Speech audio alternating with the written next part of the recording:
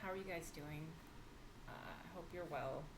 I just wanted to take a minute and talk about a section of my other book called Understanding and Improving How K-12 Multilinguals Are Taught, Supporting Multilinguals, and the tool called Context-Aware Ubiquitous Learning. It's called CAUL. When teachers are using context ubiquitous learning, CAUL, they are designing lessons so that students have options they can use to their advantage. For example, their artistic and writing abilities.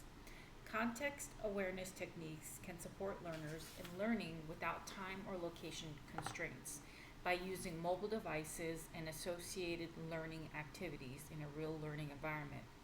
This style of lesson can show up in places such as a book report with visuals to replace words or a 5-page paper. CAUL lessons can support multilingual learners by having them complete assignments using their drawing and artistic abilities when they try to learn new vocabulary words or new concepts in their different content areas.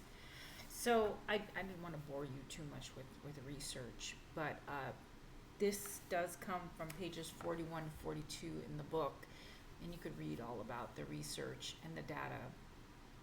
But it is important to sort of give students options with their learning, and it could be not just for multilingual learners, but also for every learner, right? So, for example, if you're assigning a 10-page paper, okay, obviously you're going to assign it to every student, but you may have a variety of students in your classrooms that may not be able to do 10 pages. And so I think it's important to give the struggling ones options in terms of how they can complete that assignment, right? So let's say you're having a struggling learner. It doesn't have to be, it could be a regular struggling learner. It could be a multilingual learner. Although, the multilingual learners that I deal with, they can write. They can write a lot.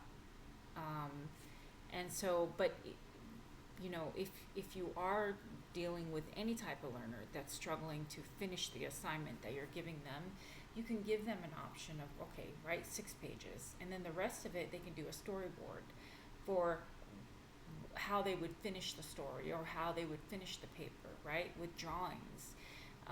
You can have them do, if they're multilingual learners and their native language over is heavier than the English language, you can have them draw a storyboard in their native language, or half native language and half English.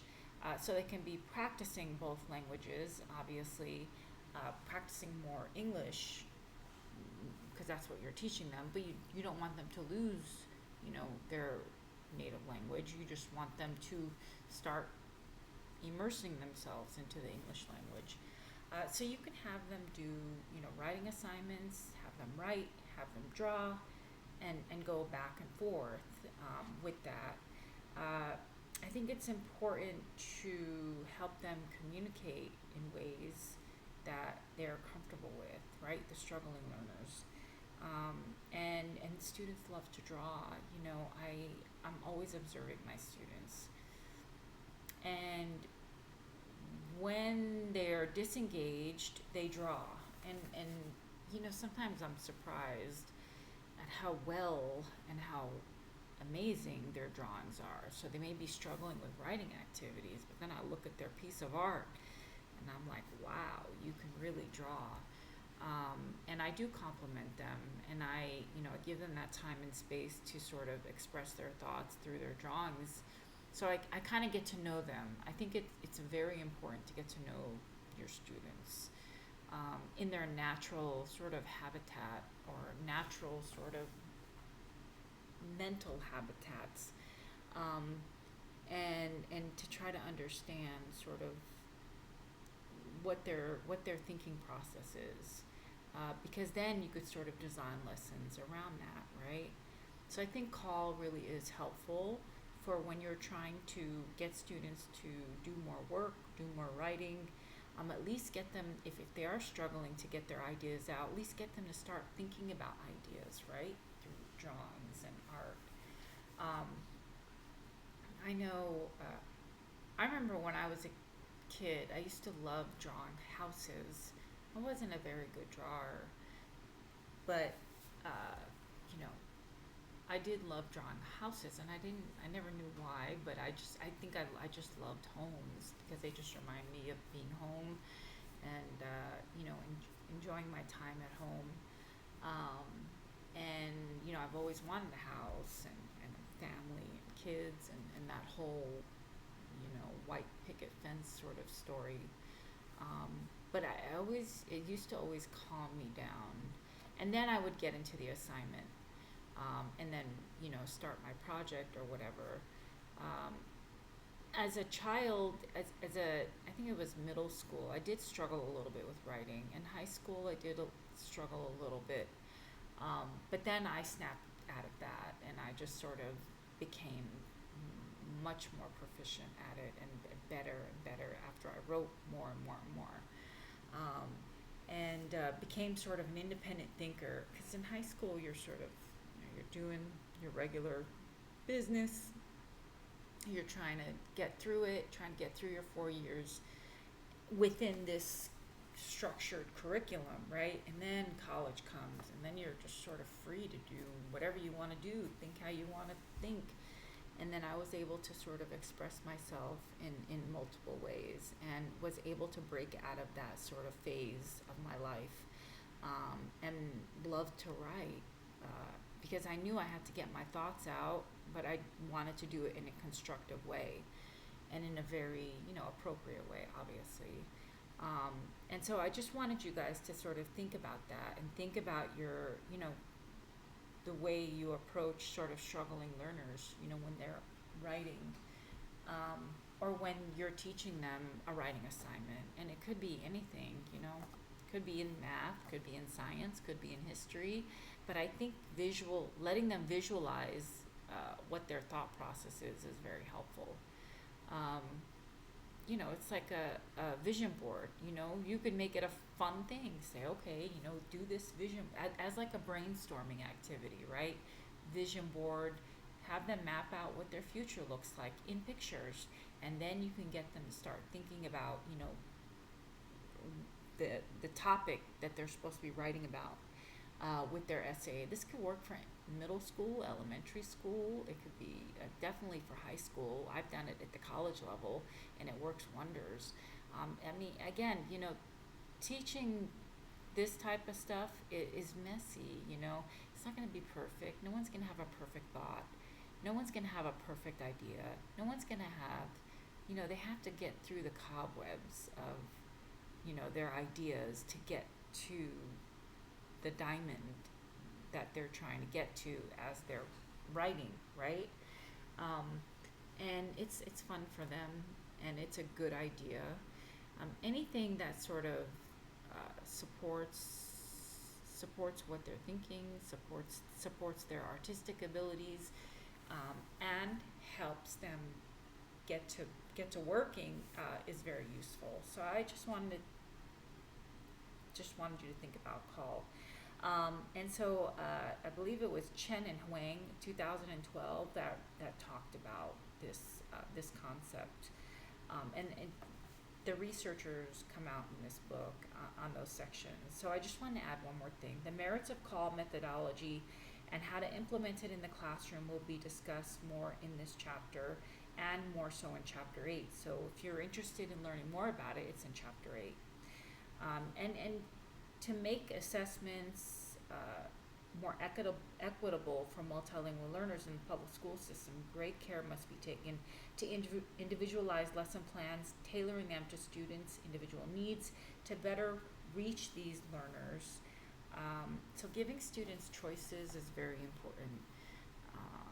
It's freedom of thought, and freedom of their own speech, right? And, going back to, the news, and me not trying to watch the news, people need a way to sort of express their ideas in a constructive way. I'm a very peaceful person. I'm a very positive person. I try to be positive, especially if I'm around positivity. Um, but, you know, our students may not be in that type of environment. So I definitely try to allow them to express whatever they want to express, as long as it's positive and constructive. You know, obviously, if it's something inappropriate, then I do report it. But you know, in the world that we live in today, I think we need to be more peaceful, more positive, more loving, um, more constructive, more helpful, and you know, and sort of and supportive and protective. I'm very protective of my students. I mean, generally speaking, I'm very protective. First thing I'm always thinking about is the safety of my students. Safety physically, safety mentally. I try. There are some things that are out of my control, and I'm going to be real honest. I wasn't trained. You know, I wasn't trained as a psychologist, and I wasn't trained. But there are things that I do understand. You know, a lot of things I understand, but some things are out of my professional control, and that's where I sort of have to do referrals, or not like you know, give students resources, put it that way. And I think in the world that we live in today, and with current events, you know, we need to give students resources, outlets, positive outlets, um, and ways to be positive, to as they express themselves. Like I said, you know, it saddens me, you know, what's going on right now, and it really does. You know, everyone has a family, everyone has, you know, someone that loves them, and you know, and it's we need to bring more positivity. We need to help, you know, people, you know, people express themselves in a way that is positive and constructive, and you know, I just you know, freedom of speech, everyone should be heard, but in a great and positive, constructive way, and that's all I'm gonna say. So with that, I'm spreading love to everyone. I'm spreading my prayers to everyone. I'm not really a religious person, but I am like sort of, you know, I want people to know that just love. The world needs more love, you know, and if we can spread more love, I think we'll have a nicer sort of society. And that's all. So don't forget CAUL. Don't forget that we're doing this for the sake of the success of our students. And have a wonderful week, and we'll see you next time. Thank you very much. Thank you very much for the views. Thank you. I haven't gotten a like yet, but that's okay. I am gonna, like I said, I'm gonna work on my first interview pretty soon after I publish this next book, and that should be interesting.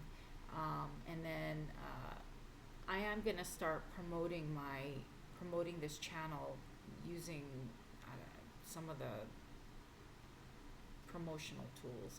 I don't know. Like I said, I don't know what I'm doing here, but I always want to share my ideas and my thoughts. So with that said, peace, love, and have a wonderful week. Thank you very much.